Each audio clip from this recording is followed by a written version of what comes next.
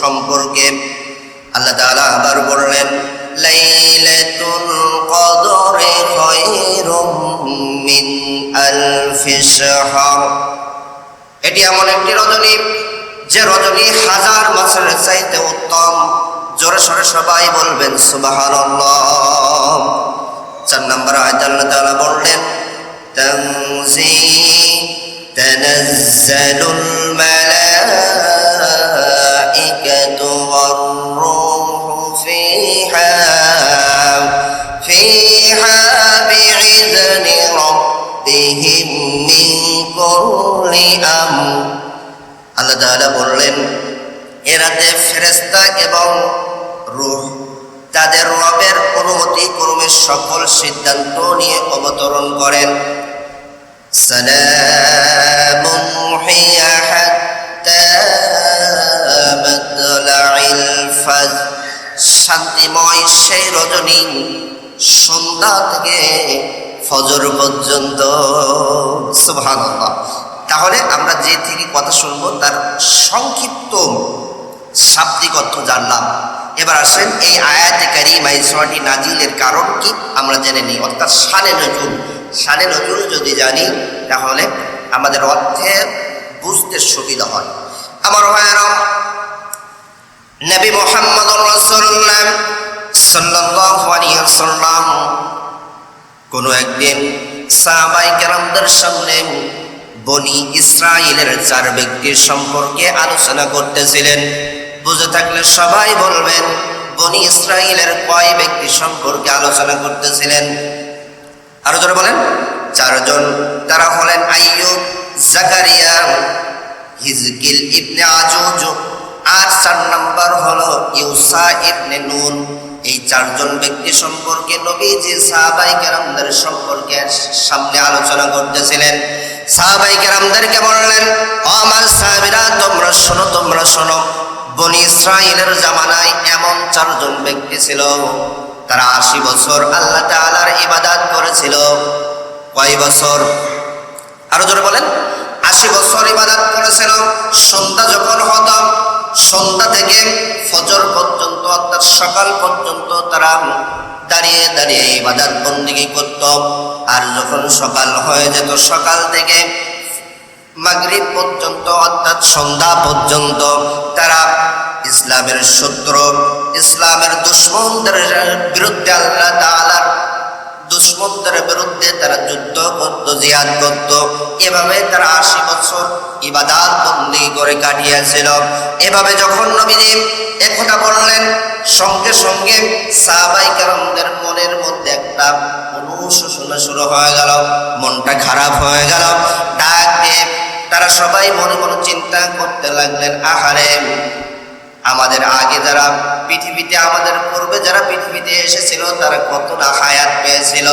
100 বছর, 200 বছর, 400 বছর, 1000 বছর তারা কত আমল করতে পেরেছিল। আর আমাদের হায়াত তো কম, 60 বছর, 40 বছর, 50 বছর, এর মধ্যে তো আমরা মরে যাই। আমরা তো আল্লাহ তাআলার তাহলে ইবাদত কম করতে পারছি। আবার ভাইরা, এই চিন্তা করে সাহাবায়ে কেরামরা মনটা একটু খারাপ হয়ে গেল সাহাবায়ে কেরামদের। সঙ্গে সঙ্গে একজন সাহাবী মাথাটা উঁচু করে দাঁড়িয়ে বললেন, ইয়া রাসূলুল্লাহ, ইয়া হাবিবাল্লাহ, আপনি একটু আল্লাহ তাআলার কাছে আমাদের জন্য হায়াত বৃদ্ধির জন্য দোয়া করেন। নবীজি আগে বললেন, ও সাহাবী, কি কারণে হায়াত বৃদ্ধির জন্য দোয়া করব? বলো। সঙ্গে সঙ্গে নবীদের সাহাবী ডাকে বললেন, ইয়া রাসূলুল্লাহ, ইয়া হাবিবাল্লাহ, আপনার পূর্বে যত নবী আলাইহিস সালাতু ওয়াস সালাম পৃথিবীতে এসেছিল আর তাদের উম্মতরা এসেছিল, তারা কেউ 1000 বছর, কেউ 800 বছর, কেউ 400 বছর, কেউ 200 বছর বেঁচেছিল, 100 বছর বেঁচেছিল। আর আপনার উম্মতদের হায়াত আল্লাহ তাআলা দিয়েছেন 60, 40, 50, 70, 80, এর মধ্যে সীমাবদ্ধ রেখেছেন।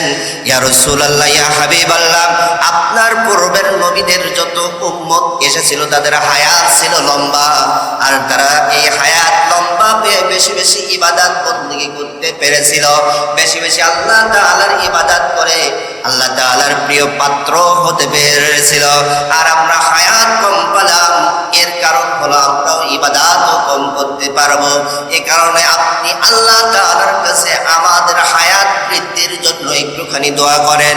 আমার ভাইরা, এই কথাটি যখন নবীজি শুনলেন মাথাটা নিচু হয়ে গেল, নবীজির মনটা খারাপ হয়ে গেল, কোনো উত্তর পাই না। ঠিক এমন সময় আল্লাহ তাআলা জিবরাইল আলাইহিস সালাতু ওয়াস সালামকে পাঠিয়ে দিলেন, যাও আমার বন্ধুকে জানিয়ে দাও সূরাতুল কদর নিয়ে চলে আসলেন। নিয়ে এসে বললেন, ও জিবরাইল আলাইহিস সালাতু ওয়াস সালাম সূরাতুল কদর নাজিল করেন নবীজির উপর জানিয়ে দিলেন, ইন্না আনজালনাহু ফি লাইলাতিল কদর ওয়া মা আদরাকা মা লাইলাতুল কদর লাইলাতুল কদরি খায়রুম মিন আলফি শাহর। ও নবী, আপনি চিন্তা করবেন না, টেনশন করবেন না। আপনার রব আল্লাহ তাআলা আপনার উম্মতদের জন্য এমন একটি রজনী দান করেছে, ওই রজনীতে আপনার কোনো উম্মতরা যদি দাঁড়িয়ে দাঁড়িয়ে রাতগুলো পার করতে পারে, রাতটা যাপন করতে পারে, ইবাদত বندگی করে কাটিয়ে দিতে পারে, আল্লাহ তাআলা 1000 বছর ইবাদত করলে যে সওয়াব হতো ওই পরিমাণ সওয়াব তাদের আমলনামায় লিখে দিবে। অর্থাৎ 83 বছর 6 মাস দাঁড়িয়ে দাঁড়িয়ে ইবাদত করলে, কোন বান্দা বান্দি যদি দাঁড়িয়ে দাঁড়িয়ে 83 বছর 6 মাস দাঁড়িয়ে দাঁড়িয়ে ইবাদত করে, তার যেমন সওয়াব হবে। আর আপনার কোন উম্মতেরা যদি লাইলাতুল কদরের রজনীতে যদি দাঁড়িয়ে দাঁড়িয়ে একটুখানি ইবাদত করে, আল্লাহ তাআলা খুশি হয়ে তাদের আমলনামায় ওই 83 বছর 6 মাসের সওয়াব তাদের আমলনামায় লিখে দিবে।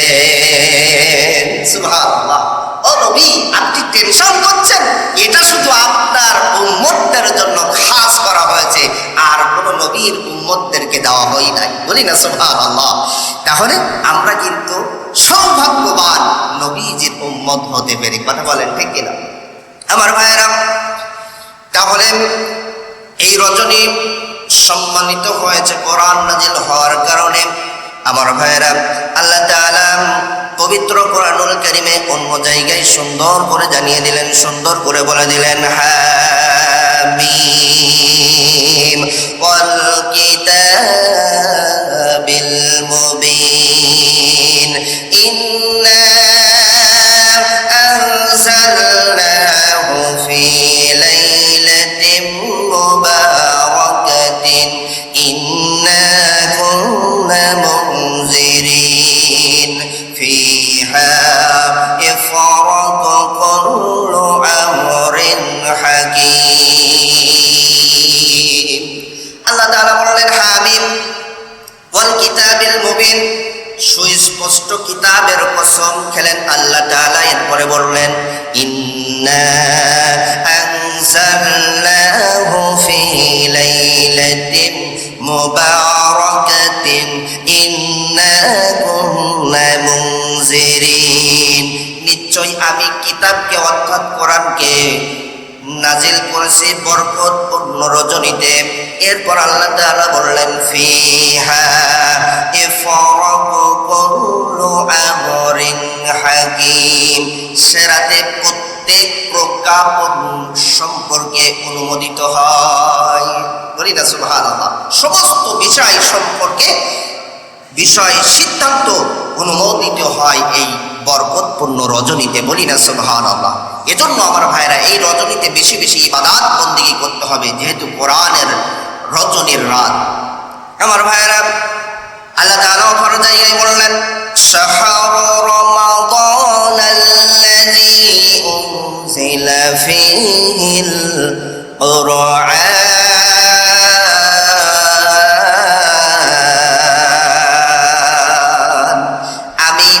কোরআনকে নাজিল করেছে রমজানুল মুবারক মাসে। এজন্য আমার ভাইরা, যেহেতু এই কোরআন নাজিল হয়েছে যে রজনীতে, এই রজনীতে যদি আমরা বেশি বেশি বেশি বেশি ইবাদত বندگی করতে পারি, তাহলে আমরা আল্লাহ তাআলার প্রিয় বান্দা হতে পারবো। সুবহানাল্লাহ। তাহলে এই কদর আমরা খুঁজবো কিভাবে? এই যে একটা মাস রমজানুল মোবারক মাস আমরা পেলাম, এই মাসের মধ্যে কদর কত তারিখ বা কোন দিন কদর পড়বে? আমার ভাইয়েরা, নবী মুহাম্মদ রাসূলুল্লাহ সাল্লাল্লাহু আলাইহি সাল্লাম বললেন, রমজানের শেষ দশকে তোমরা কদর তালাশ করো। কোন দশকে? আরো জোরে বলেন। নাজাতের দশক, অর্থাৎ শেষ দশকে তিনটা ভাগ, রহমত, মাগফিরাত আর নাজাত। এই নাজাতের দশকে আল্লাহ তাআলার নবী কদর তালাশ করতে বললেন। এরপরে আরো একটু ভেঙে বললেন, তোমরা সবে কদর সন্ধান করো রমজানুল মুবারকের শেষ দশক, নাজাতের দশক। এই নাজাতের দশকের বেজোড় সংখ্যা দিনে, অর্থাৎ 21, 23, 25 এবং 27 এবং 29, এই যে 5টা রজনী রয়েছে, এই 5টা রজনীতে তোমরা কদর সন্ধান করো, কদর তোমরা তালাশ করো।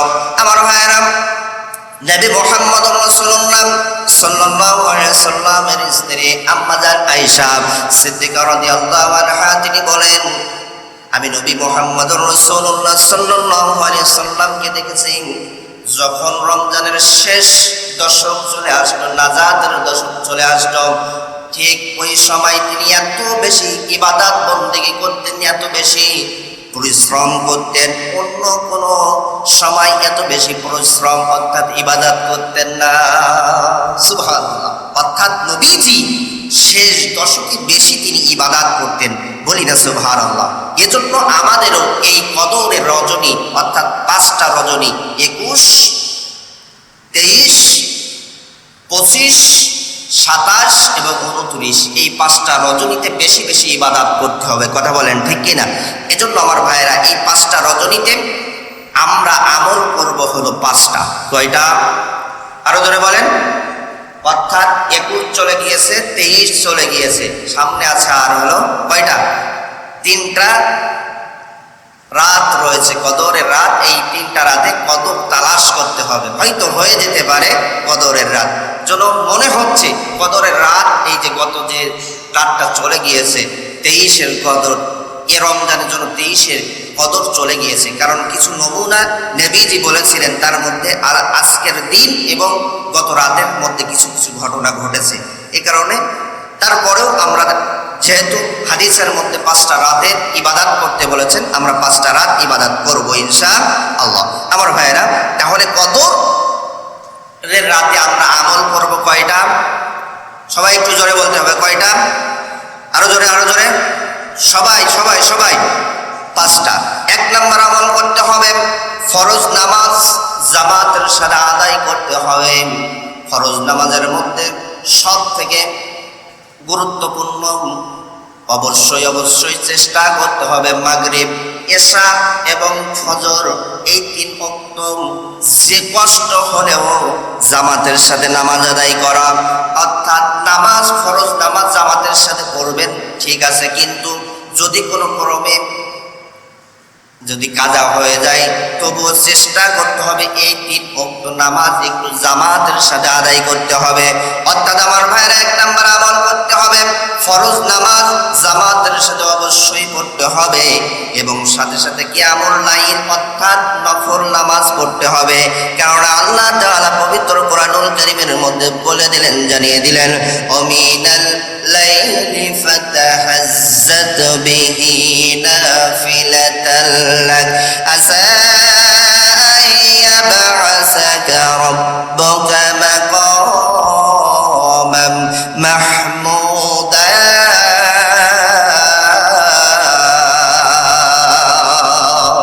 আল্লাহ তাআলা বললেন, দুনিয়ার মধ্যে তোমরা প্রশংসিত হতে চাও, ভালো জায়গায় বসতে চাও, সম্মানিত হতে চাও, তাহলে রাতের বেলায় দাঁড়িয়ে দাঁড়িয়ে নফল ইবাদত করো, তাহাজ্জুদের নামাজ পড়ো। সুবহানাল্লাহ। আমার ভাইয়েরা, এজন্য তাহাজ্জুদের নামাজ রাতের বেলায় কিয়ামুল লাইল বেশি বেশি পড়তে হবে। আর নফল ইবাদতের মধ্যে উযু করলেন, তাহিয়াতুল উযুর 2 রাকাত নামাজ পড়লেন, মসজিদের মধ্যে ঢুকলেন, দুখুলুল মসজিদ 2 রাকাত পড়লেন, তারাবির নামাজ পড়লেন, তাহাজ্জুদের নামাজ পড়লেন। এমন ভাবে আমার ভাইয়েরা যত নফল ইবাদত রয়েছে, নফল ইবাদত বেশি বেশি করতে হবে। এক নাম্বার হলো আমার ভাইয়েরা, তাহলে ফরজ ইবাদত জামাতের সাথে পড়তে হবে এবং নফল নামাজ বেশি বেশি করতে হবে। নবীজি বলেন, মান কামা লাইলাতুল কদর ঈমানান ওয়া ইহতিসাবান গুফিরা লাহু মা তাকাদ্দামা মিন যামবি।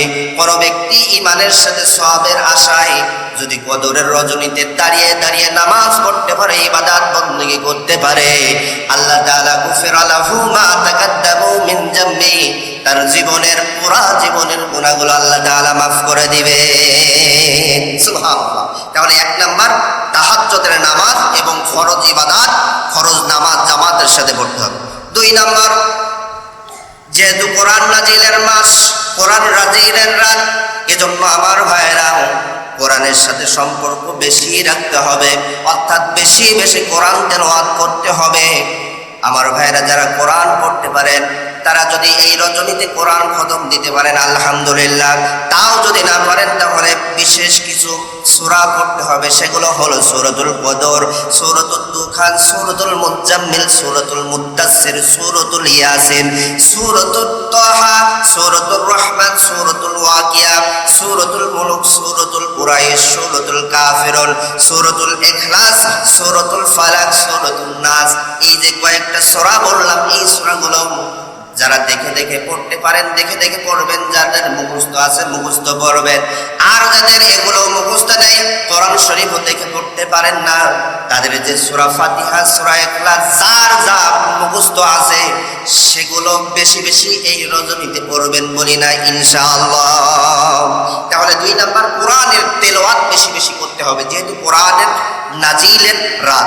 তিন নাম্বার, বেশি বেশি দুরূদ পড়তে হবে এবং ইস্তিগফার করতে হবে, জিকির আজকার করতে হবে, তওবা দুরূদ ইস্তিগফার করতে হবে, সুবহানাল্লাহ, আলহামদুলিল্লাহ, আল্লাহু আকবার, এই সমস্ত তাসবিহগুলো বেশি বেশি করতে হবে। সাথে সাথে উত্তম জিকির হল সুবহানাল্লাহি ওয়া বিহামদিহি সুবহানাল্লাহিল আযীম। এই তাসবিহ এবং দুরূদ শরীফ বেশি বেশি পড়ার চেষ্টা করতে হবে। তিন নাম্বার হলো দুরূদ শরীফ পড়তে হবে, ইস্তিগফার পড়তে হবে, তাসবিহ তাহলিল করতে হবে। চার নাম্বার হলো বেশি বেশি দোয়া করতে হবে। কি করতে হবে? আরো জোরে বলেন, দোয়া। নবীজির স্ত্রী আয়েশা সিদ্দিকা রাদিয়াল্লাহু আনহা থেকে বর্ণিত, তিনি বলেন, নবীজির কাছে আমি জিজ্ঞাসা করলাম, ইয়া রাসূলুল্লাহ, ইয়া হাবিবাল্লাহ, আমি যদি লাইলাতুল কদর পাই তাহলে আমি কি করব? সঙ্গে সঙ্গে নবীজি ডাক দিয়ে বললেন, আল্লাহুম্মা ইন্নাকা আফুবুন কারীম তুহিব্বুল আফওয়া ফাফু আন্নি। তুমি এই দোয়াটি বেশি বেশি পড়বে, সুবহানাল্লাহ। অর্থাৎ হে আল্লাহ, আপনি ক্ষমাশীল, ক্ষমা করতে ভালোবাসেন, তাই আপনি আমাকে ক্ষমা করেন, বলি না সুবহানাল্লাহ। আমার ভাইয়েরা, আরেকটা বর্ণনায় পাওয়া যায়, আল্লাহুম্মা ইন্নাকা আফুবুন তুহিব্বুল আফওয়া ফাফু আন্নি। দুইটা একই দোয়া, শুধুমাত্র আমি যে প্রথম দোয়াটি করেছি আল্লাহুম্মা ইন্নাকা আফুবুন কারীম, এই কারীম শব্দটা এই হাদিসের মধ্যে বেশি বলা হয়েছে। তিরমিজি শরীফের মধ্যে কারীম শব্দের অর্থ সম্মানিত, অতি সম্মানিত। অর্থাৎ আমরা সম্মানিত কাকে বলছি? আরো জোরে বলেন। এজন্য এটাও আপনারা করতে পারেন, ওটাও করতে পারেন, কোনো সমস্যা নেই। তারপর বেশি বেশি দোয়া করতে হবে, যার যে দোয়াটি মুখস্থ আছে, কোরআনের দোয়া হোক বা আপনারা আরবি দোয়া হোক বা বাংলা দোয়া হোক, অর্থাৎ বেশি বেশি একটুখানি ইবাদত করতে হবে, বেশি বেশি আল্লাহ তাআলার কাছে ক্ষমা চাইতে হবে। কারণ হলো এমন দোয়াও করতে পারেন, রব্বিগফির ওয়ারহাম ওয়া আনতা খায়রুর রাহিমিন। হে আমার রব, আপনি ক্ষমা করুন, দয়া করুন, আপনি সর্বশ্রেষ্ঠ দয়ালু, বলি না সুবহানাল্লাহ। রব্বানা আমান্না ফাগফির লানা ওয়ারহামনা ওয়া আনতা খায়রুর রাহিমিন। হে আমার রব, আপনার ঈমান এনেছি, অতএব আপনি আমাদেরকে ক্ষমা করুন, দয়া করুন, নিশ্চয়ই আপনি দয়াশীল, বলি না সুবহানাল্লাহ। এমন দোয়া আপনারা যদি আরবি না পারেন বাংলায় করবেন, আল্লাহ তাআলা আপনি ক্ষমাশীল, পরম দয়ালু, আপনার নাম রহমান রহিম, আপনি মাফ করতে ভালোবাসেন, আপনি মেহেরবানি করে আপনি আমাকে মাফ করে দেন, আমার পরিবারটাকে মাফ করে দেন, এলাকাবাসীর মাফ করে দেন, দেশের সমস্ত মানুষদেরকে মাফ করে দেন। এমনভাবে আপনারা একটুখানি পরে পরে আপনারা দোয়া করবেন, আরো জোরে বলি না ইনশাআল্লাহ। তাহলে আমরা এই রাতগুলোতে বেশি বেশি কি করব? আরো জোরে বলেন, বেশি বেশি দোয়া করব। 4 নাম্বার হলো বেশি বেশি দোয়া করব।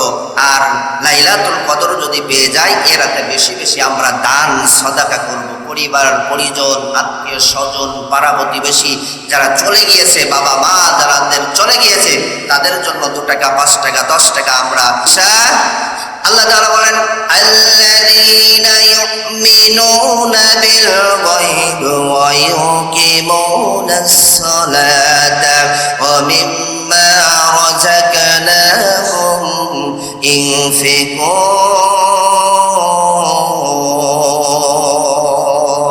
আল্লাহ তাআলা বললেন যারা ঈমান আনলো, নামাজ সালাত কায়েম করলো, আর ওয়ামিম্মা রাযাকনাহুম ইনফিকুন, আর আমি তাদেরকে যে রিজিক দিয়েছি, খাদ্য খাবার দিয়েছি, তা থেকে দান করলো, এরাই হলো মুত্তাকি ঈমানদার। বলি না সুবহানাল্লাহ।